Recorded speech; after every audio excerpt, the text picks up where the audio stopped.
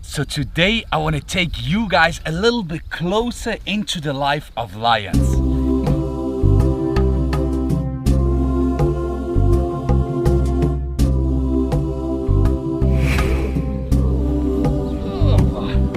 Alright, a lot of people keep on asking me how did I manage to become part of a Lion Pride? How can I be so close with them at all situations? Today we want to go a little bit more into detail. What does this mean?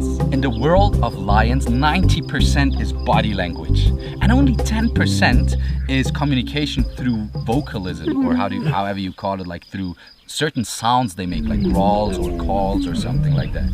But every movement of his head, of his paws, combined with the tail, of my eyes, where do they look? Do I move backwards or to the front when they approach me? All this is constant communication, guys. And if you're not aware of what they are telling you, if you can't understand them or don't see it, that's where the real struggle starts, and that's where it gets dangerous. This is the moment where Dexter shows the girls, listen, it's over. Look there. He's not ready to play any games anymore. And there is a huge difference between being respected and accepted by a lion in his environment, or being part of his family, being actual part of his pride. Now, I didn't teach them any language. They don't speak my language. I actually came here and learned their language. That's why I have to communicate as a lion in their language.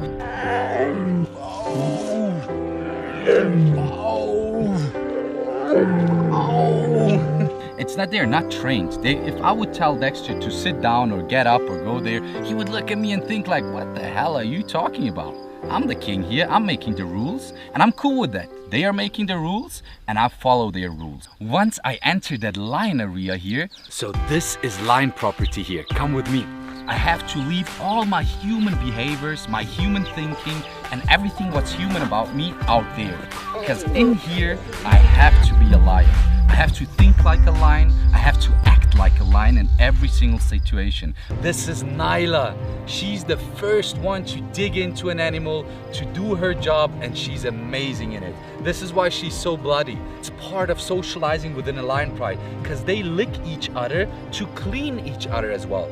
Now, unfortunately, I can't lick, so I'm imitating with my hands to take the blood off her and get her clean again. Look how she's enjoying it.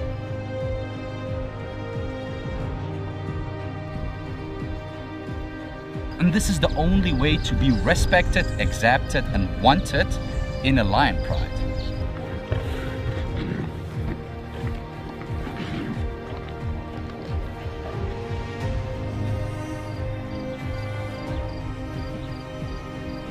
Now let's talk about respect. Now respect is essential in a Lion Pride all day long, 24/7. But what does it mean? Respect means to give each other the privacy and the space they need. You often can see that lions lay on top of one another, they love affection and to cuddle, but there is also those moments when they don't like it or they just don't feel like it. And in those moments, they will let you know straight away. And if they let you know and you step away and respect that, then you're cool at all times. But once you don't follow the rules and you stop respecting or overdo it by dominating one another,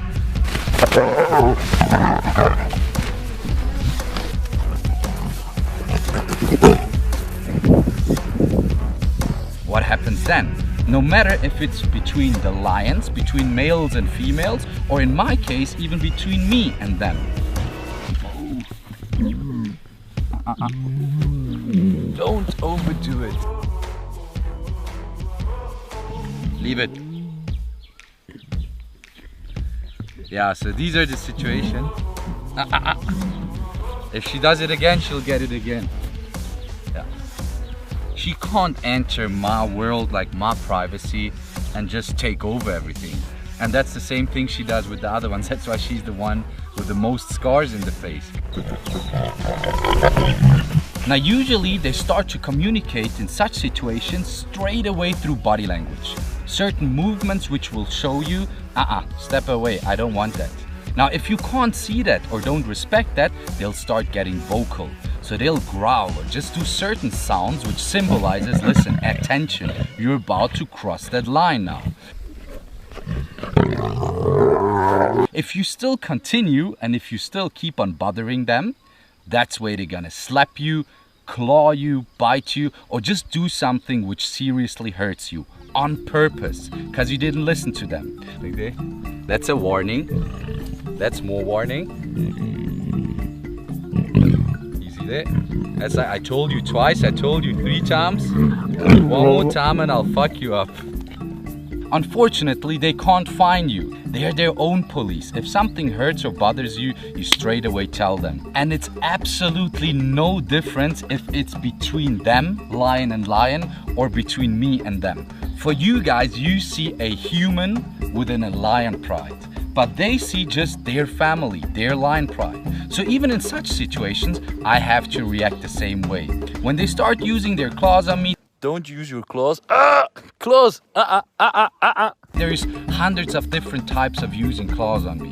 There's some times where they use their back claws, and I exactly know that they don't have full control over their back claws. So usually if they scratch me like this, I just leave it because I know mostly or most probably he didn't do it on purpose. Don't think about this. Go there and do that with Dexter. Ow. Look at this. Just happened right now. But that was not on purpose. That's just a reaction, reflex thing. That's why it's okay. But if one of them uses their front claws every now and then again on me and I tell them, leave it, no, and they continue, that's where they want to see, okay, who's dominating whom.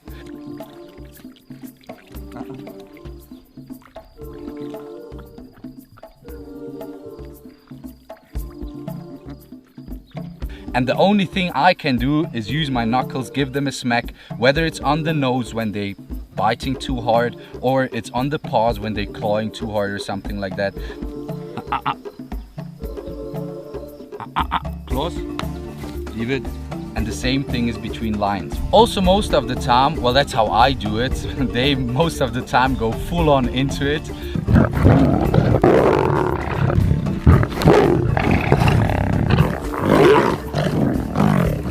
I'll just quickly tap on the paws or on the nose so that they know, okay, now I really crossed the line already, and if I don't stop now, that tap is gonna get worse and worse and it's gonna start to hurt.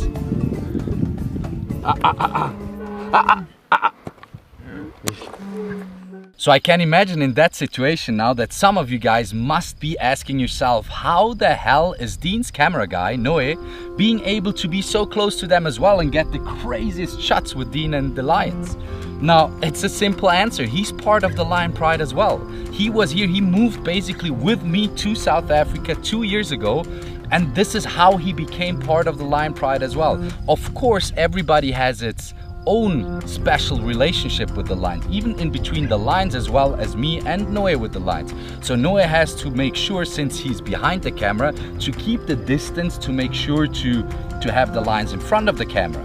But that doesn't mean that he has to every now and then create his respect as well. They also go for him, they also jump on him, they also use their claws on him. Now one last thing, please guys, don't think just because you're patient or willing to be patient and you love lions a lot and are ready to show and receive respect that you can just jump out in Kruger National Park and walk up to some lion prides and bond with them. That's not gonna work. I know them since they are small, we grew up together. This is a relationship built over 2 years of time, intensive work every single day, when it's raining, when it's getting bloody, when it's hot, when it's night, when it's day. You can't build that just like that or say, I live according to those values and I'm ready to do that. Okay, so let me walk in there. It won't work. Not with the lions in Kruger National Park and not with Dexter and the Pride. Now these are the 3 fundamental things which are needed for me to become or to be now finally part of a Lion Pride. Of course, there is another hundreds, if not thousands of details I could talk about, but let's talk about that another time. I hope you guys enjoyed this video, and if you want to see what's next, then make sure to subscribe my YouTube channel right now. And if you want to see more content, you're so welcome to follow my other socials as well. Thank you so much for watching, and see you guys later.